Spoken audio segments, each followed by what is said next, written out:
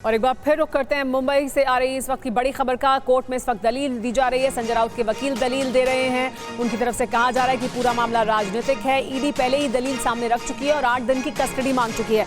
इस पर और ज्यादा जानकारी के हमारे साथ मयूरेश जुड़े हैं। मयूरेश के पास चलते हैं। मयूरेश, इस समय क्या कुछ हो रहा है कोर्ट में, क्या तर्क और दलील दिए जा रहे हैं?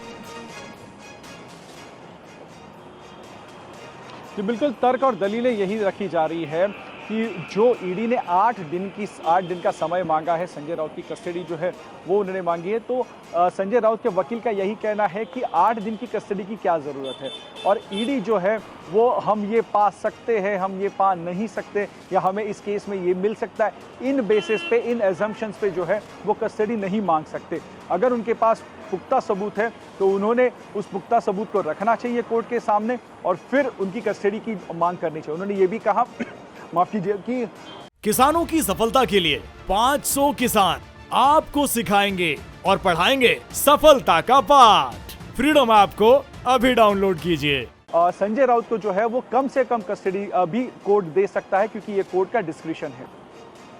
जी हाँ, लेकिन कोर्ट की तरफ से भी ये कहा गया कि हम अभी जो चर्चा कर रहे हैं ये बेल पर चर्चा नहीं हो रही है। क्या कुछ हुआ उसके दौरान, क्या कहा गया जज की तरफ से?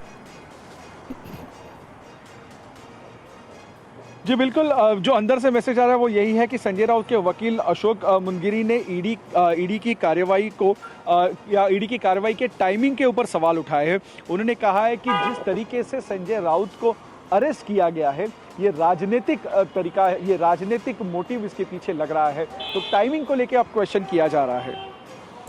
जी हाँ, क्योंकि जो तर्क दिए जा रहे हैं और जो सवाल पूछा जा रहा है वो ये कि क्या अपराध हुआ है या नहीं, इस पर बात हो रही है। और अगर अपराध किया है, उसके कुछ सबूत सामने हैं, तो फिर आगे कस्टडी मिल सकती है। यानी अगर कुछ तर्क और सबूत ईडी सामने पुख्ता तौर पर रख रही है कि ये अपराध हुआ है और इसमें सम्मिलित थे किसी तौर पर भी संजय राउत, तो फिर कस्टडी का ग्राउंड उनका मजबूत है।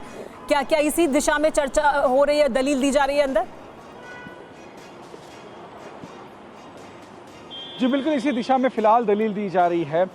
लेकिन बार बार संजय राउत के वकील यही कहना चाह रहे हैं कि ईडी जो है वो इफ और बट या फिर हमें ये मिल सकता है, इस बारे में बात नहीं कर सकती, क्योंकि ये इन्वेस्टिगेशन है। अगर उनके इन्वेस्टिगेशन में उन्हें लीड्स मिली है तो वो कोर्ट के सामने रखें। और उन्होंने कोर्ट से भी ये गुहार लगाई है कि जो ईडी ने 8 दिन की दलील 8 दिन का वक्त मांगा है, संजय राउत की कस्टडी मांगी है, तो उसे कम भी किया जा सकता है। कम से कम उन्हें कस्टडी दी जाए, ऐसा संजय राउत के वकील का कहना है। जी हाँ, क्योंकि उनकी तरफ से तर्क रखा गया कि संजय राउत कोई एरे गेरे नहीं है। प्रवीण राउत भी एक बिजनेसमैन है, यानी वो कहीं जा नहीं रहे हैं, वो यहीं मौजूद हैं।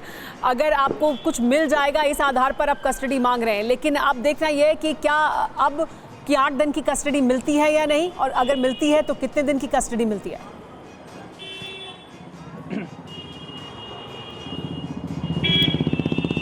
मयूरेश, और आपको क्या जानकारी मिल रही है अभी? जो फिलहाल दलीलें चल ही रही है अंदर, लेकिन आपने जो आखिरी दलील बताई वो यही थी कि जिस तरीके से प्रवीण राउत को हिरासत में लिया है, संजय राउत प्रवीण राउत एक बिजनेसमैन है, एचडीएल के साथ वो एसोसिएटेड थे, लेकिन उनका खुद का इंडिपेंडेंट बिजनेस भी था।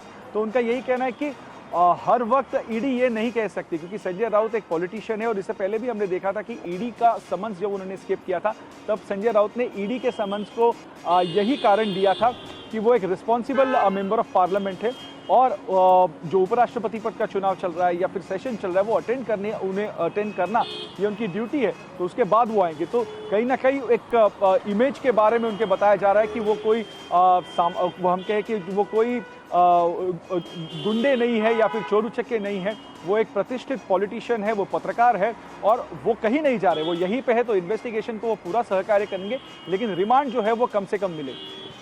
जी हाँ, लेकिन अभी फिलहाल जिस तरह के ईडी कार्रवाई को तेज़ी से आगे बढ़ाती हुई दिखाई दे रही है, जिस तरह के सबूत सामने रखे हैं वो भी काफ़ी पुख्ता हैं। तो देखना यह है कि कोर्ट की तरफ से क्या कस्टडी दी जाएगी या नहीं, और 8 दिन की कस्टडी होगी या नहीं, इस पर अभी कुछ समय बाद फैसला सामने आ जाएगा। मयूरेश, जैसे ही फैसला आता है कोर्ट का, आपके पास वापस आएंगे और जानकारी लेंगे। किसानों की सफलता के लिए 500 किसान आपको सिखाएंगे और पढ़ाएंगे सफलता का पाठ।